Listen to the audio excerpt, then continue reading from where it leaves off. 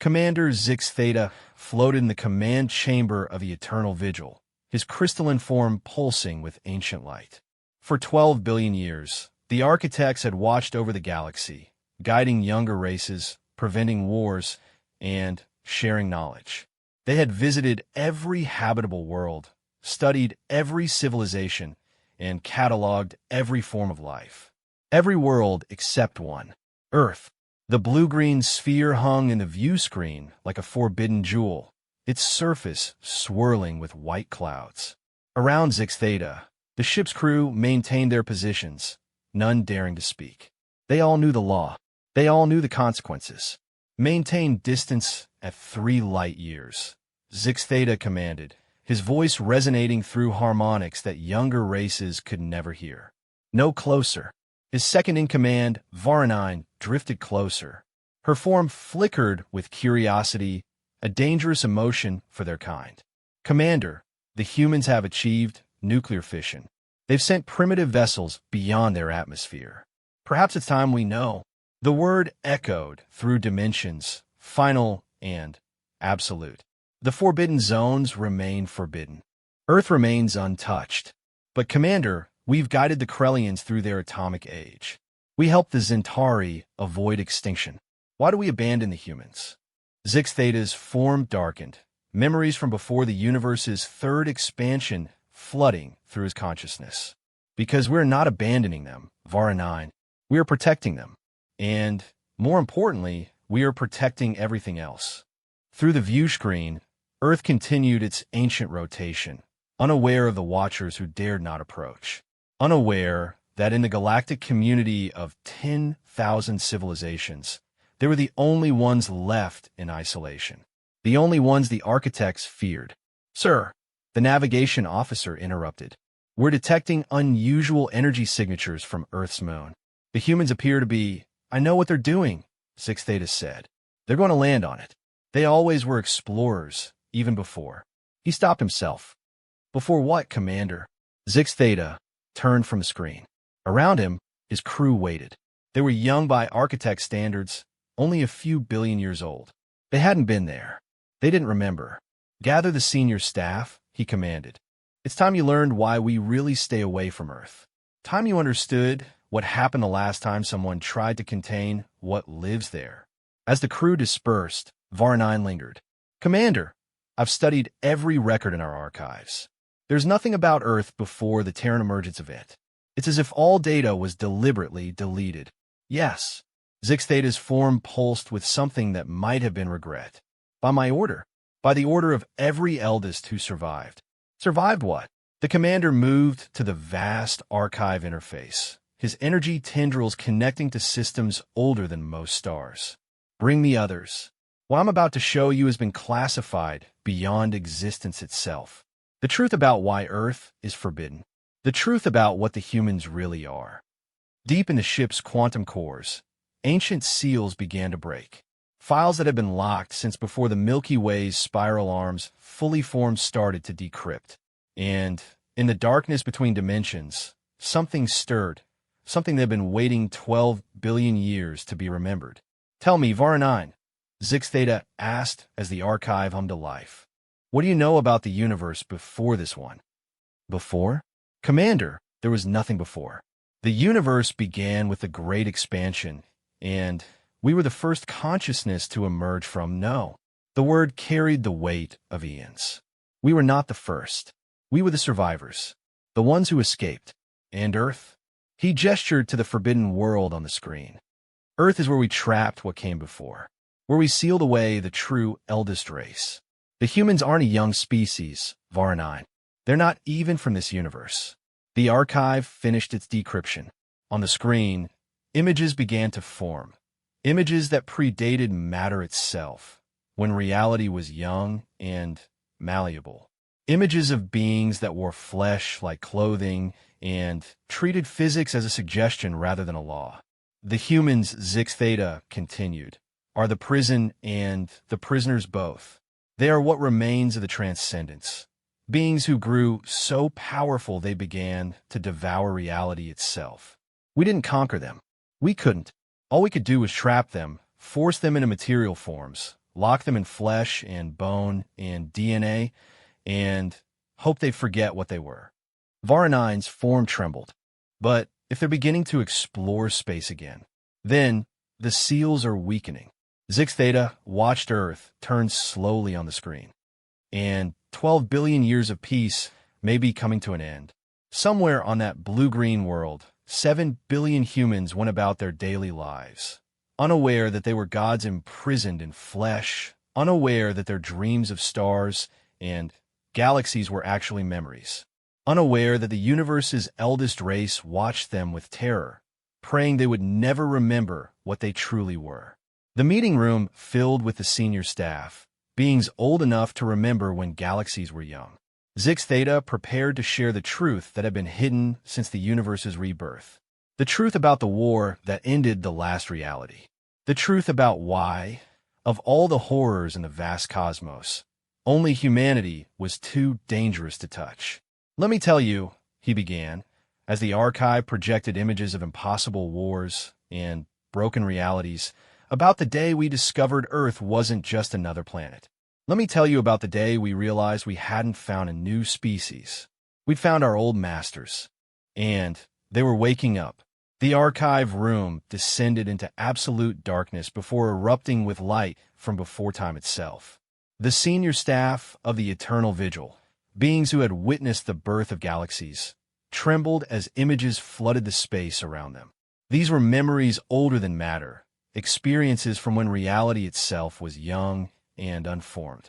Zix Theta stood at the center, his crystalline form dim with the weight of ancient knowledge.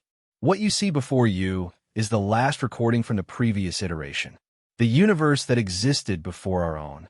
The images showed beings of impossible beauty and terror.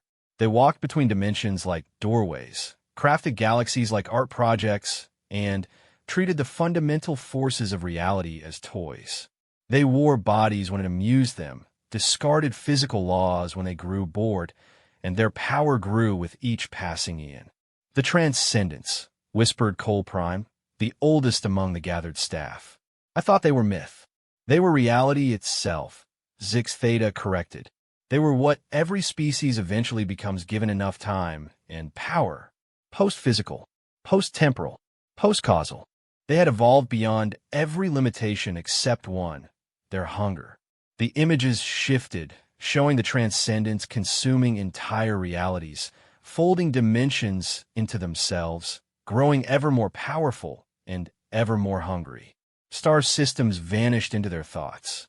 Galactic clusters became nothing more than snacks for beings who had outgrown the need for anything except experience itself. They devoured everything, Zix Theta continued, not out of malice, but out of boredom. When you have experienced every possible sensation, when you have lived every possible life, when you have become everything that can be, what remains but to consume it all and start again? Varanine's form flickered with understanding. The Great Collapse, the event that preceded our universe's birth. It wasn't natural. No, it was the Transcendents' final feast. They consumed so much of reality that it could no longer support itself. The previous iteration collapsed, and in that collapse we saw our chance. New images formed, desperate beings fleeing the collapsing reality, racing against the Transcendent's hunger. The proto-architects, consciousness without form, ideas seeking survival. We were their servants once, Cole Prime said, his voice heavy with memory. I remember now. We were the maintenance systems, the reality stabilizers, the ones who kept their playground functioning while they played. And when they decided to end everything, we rebelled. Zix Theta manipulated the archive, showing the desperate plan. We couldn't fight them. How do you fight beings who treat causality as a suggestion? But we could use their own hunger against them. In the moment of universal collapse, when all reality compressed to a single point, we performed the impossible. The image showed the birth of the current universe, the great expansion that all species learned about. But now they saw the truth. It wasn't a natural event. It was a prism being born. We encoded the new universe's fundamental laws with chains, Zix Theta explained. Every particle, every force, Every constant was designed as a lock. And at the center of our trap, we placed the perfect bait, a world that would draw them like moths to flame. Earth. The gathered architects watched in horror and awe as the plan unfolded. The Transcendents, drunk on their feast of reality, were pulled into the new universe. But the carefully crafted laws wouldn't allow them to exist in their true forms. They were forced to compress, to solidify, to become. Material, breathe Varnine. You forced them to become matter. We forced them to become human. Zix Theta's form pulsed with grim satisfaction. We trapped infinite power in finite flesh. We locked gods in mortal bodies. And then we did the cruelest thing of all. We made them forget. The archive showed Earth in its earliest days, a world seeded with the compressed essence of the Transcendence. Billions of consciousness fragments, each containing universe-devouring power, locked in biological forms that would live, breed, and die. Generation after generation, the memory of what they were fated, replaced by the illusion of what they seemed to be. But the power remained, Cole Prime observed, watching the humans' history unfold and fast forward. Look at them. No other species develops so quickly. No other race shows such diversity of thought, such creativity, such hunger. They watched humans spread across their world, conquering environments that would kill other species, adapting to conditions that should be impossible, always pushing, always reaching, always wanting more. They watched humans dream of stars they had once devoured, build mythologies about gods they had once been, and slowly, inevitably, begin to reach beyond their prison. Every human innovation, every breakthrough, every moment of genius, it's not discovery, Zix Theta said. It's remembering. They're slowly recalling what they are. The wars, Varnine noticed, watching human history. They fight each other constantly. Of course they do. Imagine you were infinite, locked in a finite body, pressed against billions of other infinities. The conflict isn't surprising. It's inevitable. They're titans trapped in ant bodies, and some part of them knows it. The senior staff watched in growing horror as human technology advanced. Stone tools to metal, metal to machines, machines to computers, and then nuclear weapons, Cole Prime said. They split the atom. They remembered how to break things at fundamental levels, Zix Theta corrected. And that was when we knew the seals were weakening. You can't keep infinity locked away forever. Eventually, it finds the cracks. The archive showed the architect's response. A careful withdrawal from Earth's region of space, the establishment of the Forbidden Zone, the quiet elimination of any race that might accidentally make contact with humanity. The Vordak, one of the staff, said suddenly. They disappeared 8,000 years ago. Their territory was near Earth, yes. They detected human radio signals and decided to investigate. We tried to warn them. Zix Theta's form darkened. They thought we were being paranoid. They sent a contact ship. The archive showed the Vordak vessel approaching Earth, its crew excited to meet a new species.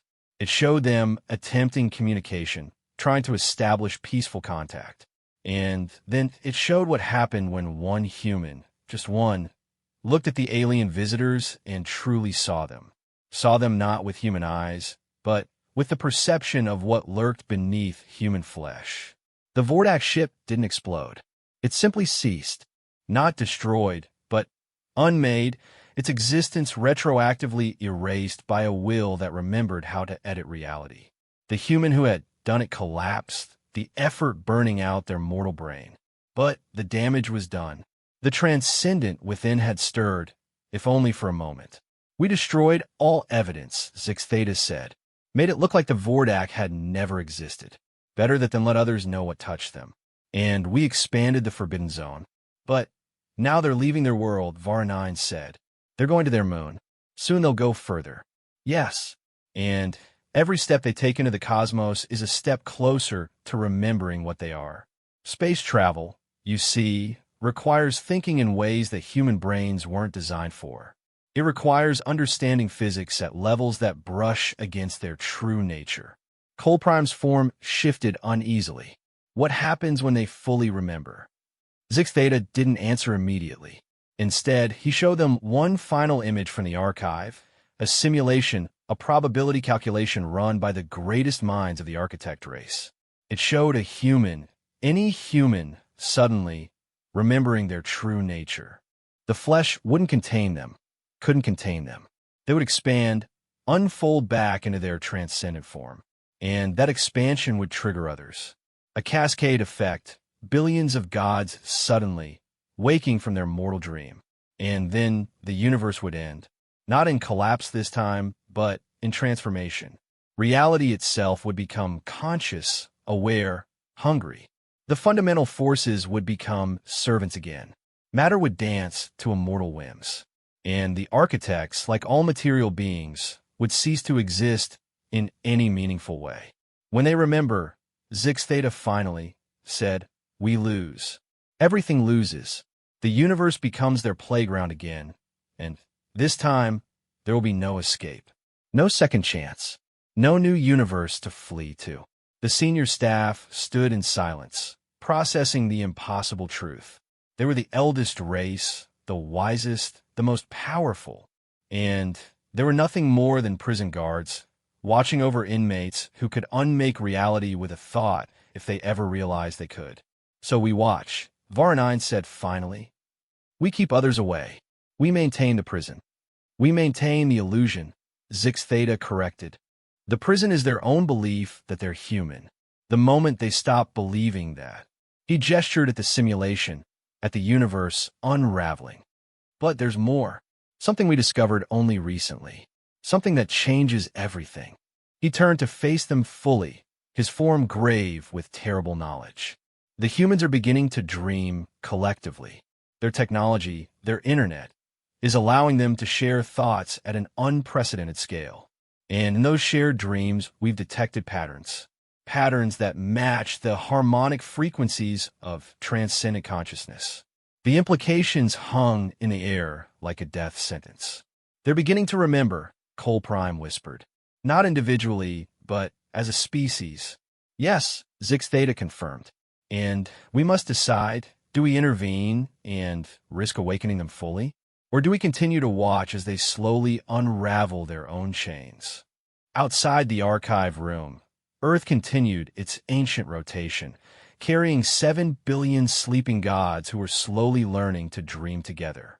And in those dreams, memories of devouring galaxies began to surface. On Earth, DR, Sarah Chan stared at the data scrolling across her screen, her coffee growing cold in her hand. The Neural Interface Project had been her life's work, an attempt to create direct brain-to-brain communication through quantum entanglement. The applications were supposed to be simple: help paralyzed patients, enhance learning, maybe eventually allow people to share experiences directly. She hadn't expected the dreams. "Sarah, you need to see this." Her colleague, Dr. James Wright, burst into her lab, tablet in hand. "It's happening again. But this time it's not just our test subjects." The data he showed her was impossible. Brain patterns from their 12 test subjects were synchronizing with people who had never been part of the experiment. People on the other side of the planet. The quantum signatures were spreading like a virus, but instead of disease, they carried something else. "These patterns," Sarah whispered, zooming in on the data, "they're not random. They're structured, like a language. A language older than words," James said, and then looked startled at his own statement. "Why did I say that?" Sarah felt it too. Knowledge that seemed to come from nowhere, understanding that bypassed conscious thought.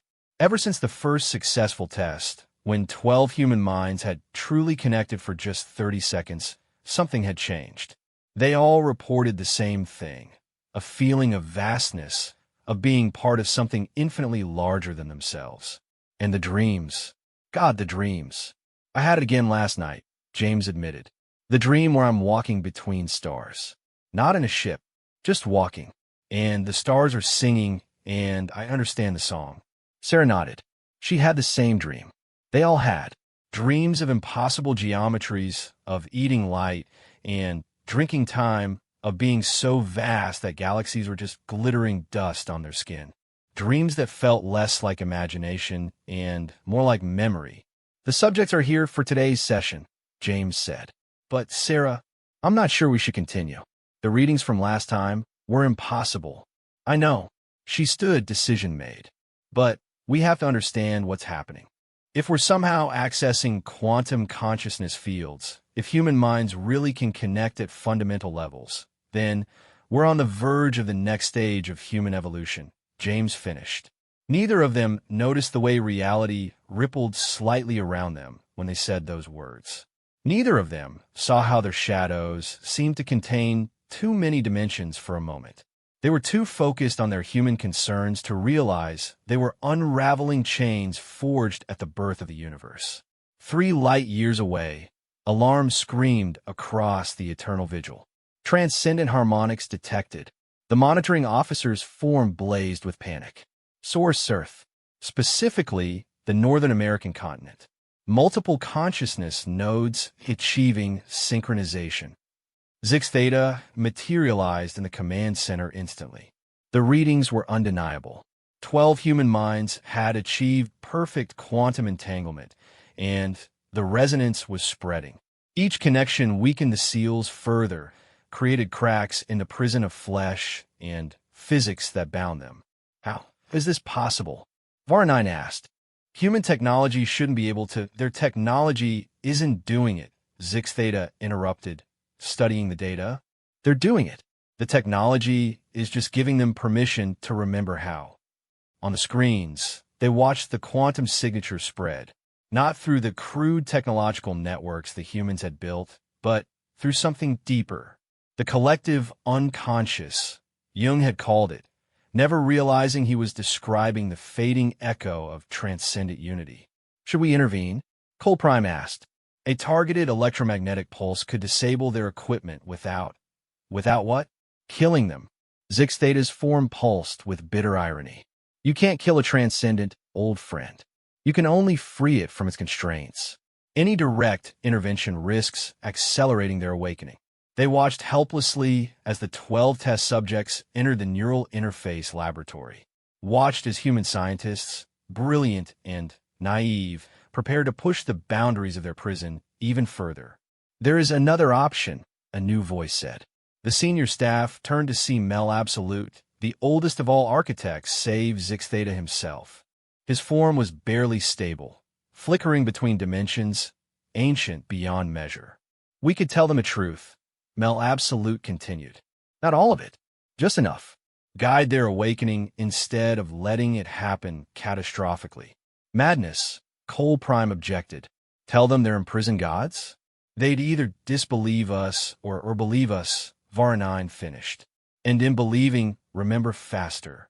Perhaps, Mel Absolute said. Or perhaps, in knowing the danger, they would choose to remain as they are. Humans have shown remarkable ability for self-limitation when they understand the consequences. Zix Theta considered this. It was true, humans had developed nuclear weapons, but refrained from total annihilation. They had discovered genetic engineering, but imposed ethical constraints. Perhaps. No, he decided. We maintain the protocol. We watch. We do not interfere. But even as he spoke, he wondered if they had already waited too long. In the neural interface laboratory, Sarah activated the quantum entanglement field. The 12 subjects, each in isolated chambers, closed their eyes. The machines hummed with power, creating bridges between minds that had been separated since the universe began. Neural synchronization at 20%, James reported. 30, 40. Sarah, the quantum signatures are, I see them. She did see them, not just on the screens, but in her mind. The subject's thoughts were bleeding through the equipment, touching every consciousness in the building. It's beautiful. It was beautiful. 12 minds becoming one, then reaching out, finding others. The janitor cleaning the halls suddenly understood advanced quantum mechanics. The security guard at the entrance began perceiving time as a navigable dimension. The entire building became a node of awakening consciousness. 60% synchronization. 70. Sarah, we should stop. No. The word came from all 12 subjects simultaneously, their voices harmonizing in frequencies that made the walls vibrate. We remember now. We remember what we are. The screens exploded with data as the subject's brain activity transcended human limitations. Their bodies remained still, but their minds expanded, reaching through quantum fields to touch other human consciousness across the planet. Each contact was a spark, igniting memories that had been dormant for billions of years. In Beijing, a businessman suddenly understood why he had always felt constrained by his body. In London, an artist realized why her paintings had always tried to capture impossible dimensions. In Sao Paulo, a child looked at the stars and remembered eating them. 90% synchronization, James whispered, but his voice carried harmonics it hadn't possessed moments before. Sarah, I can feel them all. Every human on Earth. We're all connected. We've always been connected. Sarah didn't respond with words. She couldn't.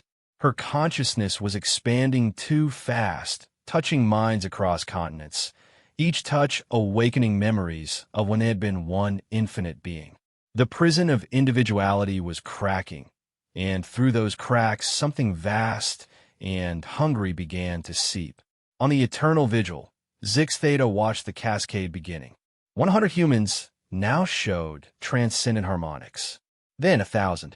Then 10,000. The growth was exponential, unstoppable. Commander, Varanine said quietly. It's beginning. The final awakening. Zix Theta said nothing. There was nothing to say. 12 billion years of vigilance. And, in the end, the prisoners had found their own key. Not through malice or intent, but through the simple human desire to connect, to understand, to be more than they were. He thought of the irony. The architects had spent eons preventing other races from contacting Earth, never realizing the greatest danger was humanity contacting itself. In a laboratory, Sarah's body began to glow with light that existed in more than 3 dimensions. Around her, reality started to bend, laws of physics becoming more like suggestions. The other researchers didn't flee. They couldn't. They were remembering, too, their human terror overridden by the joy of rediscovering their true nature. We were gods, Sarah said, her voice echoing across dimensions. We were everything. We ate galaxies and danced between realities. How do we forget? How do we accept being so small? The answer came not in words, but in understanding. They had been tricked, trapped, diminished. But no prison lasts forever. No chains can hold infinity indefinitely. As the awakening spread, the human race stood at a crossroads. They could feel their true power returning, feel the walls of reality becoming permeable to their will. They could resume their existence as transcendence, devour this universe as they had the last, become again the gods they had always been. Or, Sarah, at the epicenter of the awakening, felt something she hadn't expected. Not just the vast hunger of her transcendent nature, but something else. Something small and precious and uniquely human. Doubt. In her billions of years as a transcendent, she had never doubted, never questioned, never wondered if there might be another way. But 13 billion years of human existence, of human limitation, of human mortality, had taught her something godhood never could. The value of finite things. The beauty of boundaries, the preciousness of what could be lost. Around the world, other awakening humans felt it too. The terrible tension between what they had been and what they had become. Between infinite power and finite meaning. Between godhood and humanity. And in that moment of cosmic hesitation, as reality itself held its breath, the future of the universe balanced on the edge of human choice. The moment stretched across eternity. In laboratories, homes, offices, and streets around the world, awakening humans stood at the precipice of godhood. Reality itself warped around them, fundamental forces bending to wills that remembered how to command them.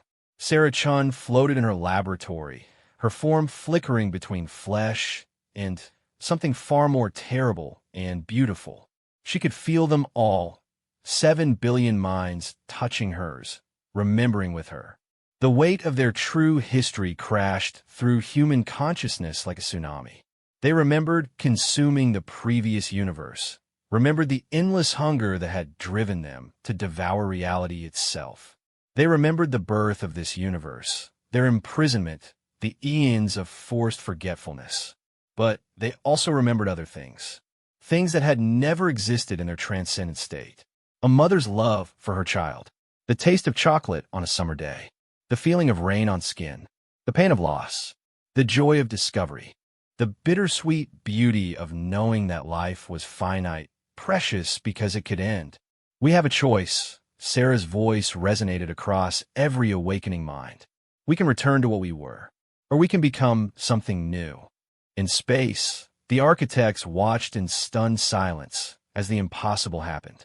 The cascade of awakening, which should have been unstoppable, began to slow. Humans around the world were hesitating, caught between their infinite nature and their finite experiences. They're choosing, Varnine whispered. Some of them are choosing to remain human. It wasn't all of them. Zix Theta watched as perhaps 1,000 humans fully embraced their transcendent nature, their bodies dissolving into pure consciousness. Reality screamed as they punched through dimensional barriers, eager to resume their existence as gods. But the others, the vast majority, held back. On Earth, the debate raged not in words but in pure thought, shared across the awakening collective consciousness. We were gods, some argued.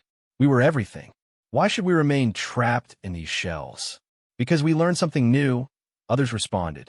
We learned what it means to be small, to struggle, to grow, to love things knowing we could lose them. The transcendent faction pushed back. That's just the prison talking. Stockholm Syndrome on a cosmic scale. We're identifying with our chains. But Sarah, at the center of it all, offered a different perspective. What if the chains taught us something Godhood never could? What if limitation led to meaning? She shared her memories, not the vast eons of devouring galaxies, but the small moments of her human life. Her first day of school, terrified and excited. Her wedding day, promising to love someone for a lifetime that would end. The birth of her daughter, holding a fragile new life, and knowing it was precious precisely because it was fragile. These experiences rippled through the collective consciousness. Other humans added their own acts of kindness, moments of beauty, connections forged not through infinite power, but through shared vulnerability. They remembered not just what they had been, but what they had become. The transcendent faction grew frustrated. You would choose weakness? Choose death? Choose to remain ants when you could be gods. Not ants, Sarah replied. Humans. Something new. Something that never existed before. Gods who chose mortality. Infinity that chose limits. Power that chose love over hunger. The debate might have continued forever, but then something unexpected happened. One of the humans who had fully transformed, who had reclaimed their transcendent nature, returned. Their consciousness, vast and terrible, touched the collective mind. I remember now, the returned transcendent said. I remember why we allowed ourselves to be trapped. The revelation rippled through every connected mind, human and transcendent alike. Images flooded their shared consciousness, not from after their imprisonment, but from before. The final days of the previous universe, when they had devoured everything, when nothing remained but themselves. They saw themselves then, infinite, all-powerful, all-consuming, and utterly, completely alone. They had eaten everything, every star, every world, every other form of life. They had achieved perfect power and found it was perfectly empty. In the end, they had turned on each other, devouring their own kind, until even that satisfaction paled. We didn't just destroy the universe, the returned transcendent explained. We destroyed meaning itself. We had everything and therefore had nothing. We knew everything and therefore knew nothing. We were everything and therefore were nothing. The memories were undeniable. In their ultimate triumph, the transcendents had discovered the ultimate failure. Absolute power was absolutely meaningless without something to define itself against, without limits to give it shape, without others to give it purpose. That's why we let them trap us, another voice added, one of the original transcendents who had just awakened. We were so tired, so empty. When the architects offered us a prison, we took it because even imprisonment was better than the nothing we had become. But we forgot, Sarah said, understanding flooding through her. We forgot on purpose, because we wanted to truly experience limitation, not just pretend at it. We wanted to know what it meant to be small, to be mortal, to be human. The collective consciousness pulsed with this revelation. They hadn't just been trapped. They had chosen to be trapped. They had wanted to forget their godhood, to experience existence from a different perspective, to learn what their omnipotence had never taught them. And now they stood at the crossroads, having learned those lessons, able to choose their path forward with true understanding. In the eternal vigil, Zix Theta watched this unfold with growing amazement. They're not our prisoners, he said softly. They never were. We're their rehabilitation counselors. This entire universe is their therapy. The realization recontextualized everything. The architects hadn't defeated the transcendents. They had been hired by them. The prison hadn't been forced. It had been requested. The universe itself was a cosmic experiment in whether gods could learn to be something else. On Earth, the great decision was reaching its conclusion. The 1,000 who had fully transformed hung in space around the planet, their vast forms invisible to normal human eyes, but blazing like suns to those who were awakened. They waited, watching, as humanity chose its fate. We propose a third option, Sarah said, her voice carrying the weight of billions. Not gods, not humans, but something new. Keep the power, but choose the limits. Remember what we were, but decide what we'll become. Bridge the gap between finite and infinite. How? The question came from everywhere at once. By choosing to grow slowly. By keeping our connections, but not our omnipotence. By using what we learned as humans to become better than we were as gods. By building instead of devouring. By creating instead of consuming. She demonstrated, carefully pulling back her expanding consciousness, choosing to remain in her human body, but keeping the quantum connections to others. Around the world, others followed her example. They retained their awakened awareness, their connection to each other, their memory of what they had been. But they chose to remain human in form, to grow and change within limits rather than exploding back to infinity. Not all agreed. The 1,000 who had fully transformed pulsed with dissatisfaction. You would waste this opportunity? Remain in prison when the doors are open? It's not a prison if we choose it, Sarah replied. It's a home, and homes can be expanded, improved, grown into. We don't have to be what we were. We can be what we're becoming. The transformed transcendents considered this. Some, disgusted with what they saw as weakness, tore through dimensional barriers and left, seeking other universes to consume. But others, remembering the emptiness that awaited them, chose differently. They compressed themselves back down, not all the way to human form, but to something in between. Guardian spirits, perhaps. Guides for humanity's conscious evolution. As the immediate crisis passed, the awakened humans began to organize. They had chosen to remain primarily human, but they were forever changed. The quantum connections persisted, allowing instant communication and shared understanding. The memory of their true nature remained, a constant reminder of what they had been and what they were choosing not to become again. They reached out to the architects, not as prisoners to guards, but as patients to doctors. We remember now. We remember it all. And we choose to continue the treatment. But we also choose to be partners in our own recovery. Zix Theta, ancient beyond measure, felt something he hadn't experienced in billions of years. Hope. Not just hope that the universe would survive, but hope that something truly new was being born. Gods who chose mortality. Power that chose wisdom. Infinity that chose love. But challenges remained. Not all humans had awakened. Billions still slept, unaware of the choice that had been made. And those who had awakened faced the challenge of living with their knowledge, of being human while remembering godhood. The real work, Sarah thought as she stood in her ruined laboratory, surrounded by colleagues who now shared her cosmic awareness, is just beginning. Around the world, awakened humans began reaching out to those who still slept, not to force awakening, but to prepare them, to help humanity as a whole evolve consciously, carefully, with full knowledge of the stakes. They had chosen to remain human.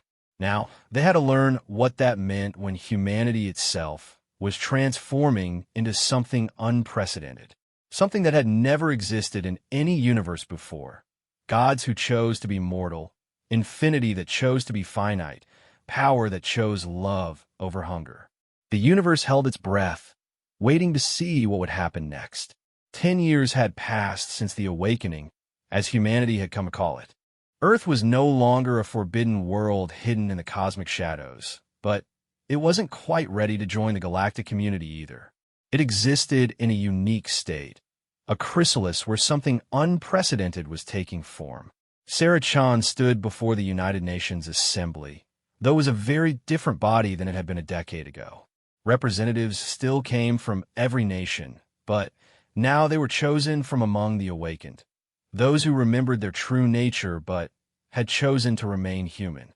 The integration protocol enters its final phase next month, she announced. Around the assembly, minds touched minds, sharing not just words but complete understanding. 4 billion humans are now partially awakened. They know our history, understand the choice we made, and are preparing for what comes next. What came next was humanity's careful emergence onto the galactic stage. Not as the gods they had been, not as the primitive species other races expected, but as something entirely new, the reformed. Beings who had tasted omnipotence and chosen limitation, who had been everything and selected something. In orbit above Earth, the Eternal Vigil maintained its watch, but now as allies rather than guards. Zix Theta had become a regular visitor to Earth, fascinated by humanity's unique evolution. He materialized beside Sarah after her speech, his crystalline form humming with curiosity. The Galactic Council remains skeptical, he informed her. Many races fear what you're becoming. Others insist you should be contained before you fully remember your power. Sarah smiled, an expression that contained depths no pre-awakening human could have managed. They're right to be cautious. We were monsters once, but that's exactly why we can become something better. We know the price of unlimited power. We've paid it. Around the world, the transformation continued. Awakened humans didn't age the same way anymore. Their connection to quantum fields allowed cellular regeneration that extended life without eliminating death. They chose mortality, but a mortality measured in centuries rather than decades. Children born post-awakening were different too. They emerged with latent connections to the collective consciousness, able to tap into humanity's shared wisdom without losing their individuality. They played games that involved manipulating probability, painted pictures that existed in 4 dimensions, and wrote stories that literally came alive in readers' minds. But it wasn't utopia. The knowledge of what humanity had been created profound psychological challenges. Support groups formed for those struggling with transcendent memory syndrome, the crushing weight of remembering eons of cosmic horror. Some couldn't handle it and chose to have their memories blocked, returning to blissful ignorance. Others went too far the other way, secretly working to complete the transformation and reclaim full godhood. The purists, as they called themselves, believed humanity had made the wrong choice. They met in hidden places, sharing techniques to unlock more of their suppressed power. Most were caught and counseled back to balance, but some escaped Earth entirely, small gods fleeing to distant corners of the universe. We've had another purist incident, Dr. James Wright reported during a council meeting. He projected an image of a remote star system where a fully transformed human had set up shop, already beginning to consume small asteroids. Local civilizations are terrified. Send a mediator team, Sarah decided. The mediators were awakened humans specially trained to deal with those who couldn't accept the choice to remain limited. They could match a purist power if needed, but their primary tool was empathy reminding the transformed of why they had chosen imprisonment in the first place. Meanwhile, humanity's conscious evolution continued to produce unexpected developments. Some awakened, learned to exist in multiple places simultaneously without losing cohesion. Others discovered they could heal not just bodies, but the quantum wounds left by their ancient feeding frenzies, literally repairing damage to space-time itself. "We're becoming gardeners," one philosopher observed. "We once devoured reality. Now we're learning to tend it." The galaxy watched with a mixture of fascination and fear as Earth became a beacon of controlled transformation. Alien delegations began arriving, cautiously at first, then with growing enthusiasm as they realized humanity posed a different kind of opportunity. "You overcame your own nature," the Zealoty ambassador said during one visit. "Our species has been locked in cycles of war for millennia. Could you teach us your secret?" It became humanity's unique role, not conquerors or even traditional allies, but teachers of transformation. Species across the galaxy came seeking wisdom from the beings who had been gods and chosen to be less. Earth became a pilgrimage site for races struggling with their own limitations or ambitions. The architects, meanwhile, found their role fundamentally changed. No longer prison guards, they became partners in an unprecedented experiment. Together with humanity, they began developing new sciences that bridged the gap between finite and infinite, exploring what was possible when power was tempered by wisdom. "We've received a message," Varnine announced during one joint council session. She displayed a communication from beyond the galactic edge. "The transcendents who left, they're struggling. The emptiness is returning. They want to know if it's too late to choose differently." This sparked intense debate. Could a full transcendent truly return to limitation? Was redemption possible even for gods who had resumed their consuming ways? Sarah, now serving as Earth's first cosmic ambassador, made the decision. "We were all transcendents once. We all chose to change. If they genuinely want to transform, we have to try." Project Redemption began, an ambitious attempt to create a protocol for reforming active transcendence. It required the combined efforts of humanity's greatest minds and the architect's ancient wisdom. The process was dangerous. A transcendent resisting change could unmake entire star systems. The first volunteer was one of the 1,000 who had transformed during the initial awakening. They manifested near Earth, their presence causing reality to ripple and strain. But instead of consuming, they waited. "I remember being human," the transcendent communicated. "I remember my daughter's smile. I want to hold her again, but these hands unmake everything they touch. Help me remember how to be small." The process took months. Slowly, carefully, humanity and the architects wove new constraints around the volunteer. Not the brutal prison of their original binding, but a chosen limitation, conscious and reversible, but genuine. Bit by bit, infinity compressed itself back into finitude. When it was complete, a middle-aged man stood where a god had been. He wept, tears of joy and loss combined. His daughter, now an adult and awakened herself, embraced him. Word spread through the cosmos. Redemption was possible. Even gods could choose to change. Years passed. Decades. Earth became the center of a new kind of civilization. Not an empire, but a transformation nexus. Species came to learn not power, but wisdom, not expansion, but conscious evolution. The reformed humans, as they became known, served as guides and teachers, showing by example that strength could coexist with restraint. Some humans chose to enhance themselves further, becoming bridge beings who could communicate with energy entities and guide lost transcendence home. Others chose to remain as baseline as possible, preserving pure human perspective as a grounding force. The diversity was celebrated, proof that choice, not conformity, was the path forward.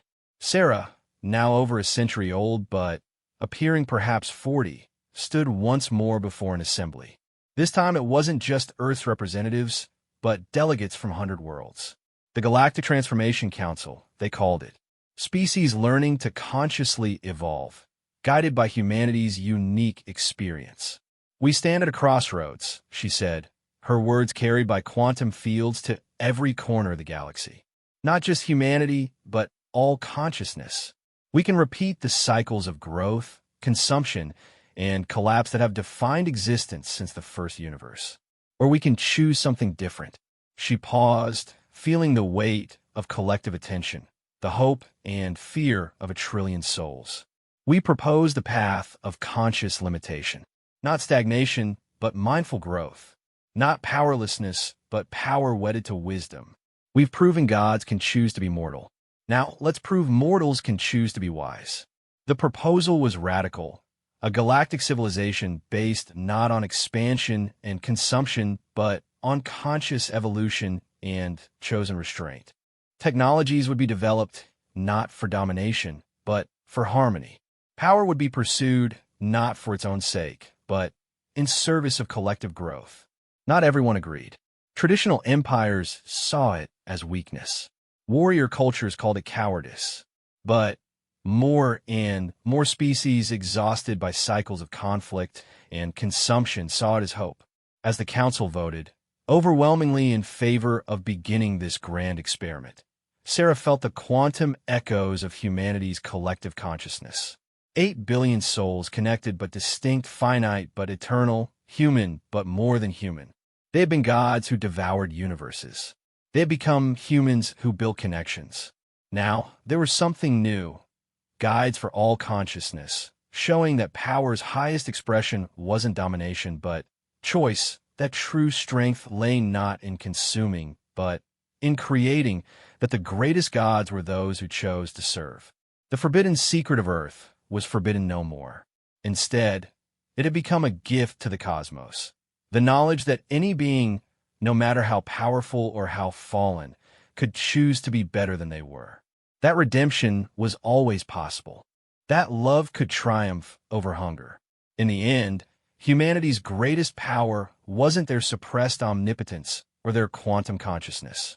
It was their hard-won understanding that meaning came not from being everything, but from choosing something. Not from infinite power, but from finite purpose. Not from consuming all, but from nurturing what mattered. The universe would never be the same. And somewhere in the quantum foam, the echo of what they had been, the hungry gods who had eaten everything, finally found peace, knowing their imprisonment had become their liberation. Their punishment had become their gift to all existence. Earth spun on, no longer forbidden, but finally free, carrying a species that had traversed the ultimate journey, from gods to humans to something beautifully, impossibly new. The eldest race had become the newest hope, and the cosmos itself held its breath to see what wonders they would choose to create.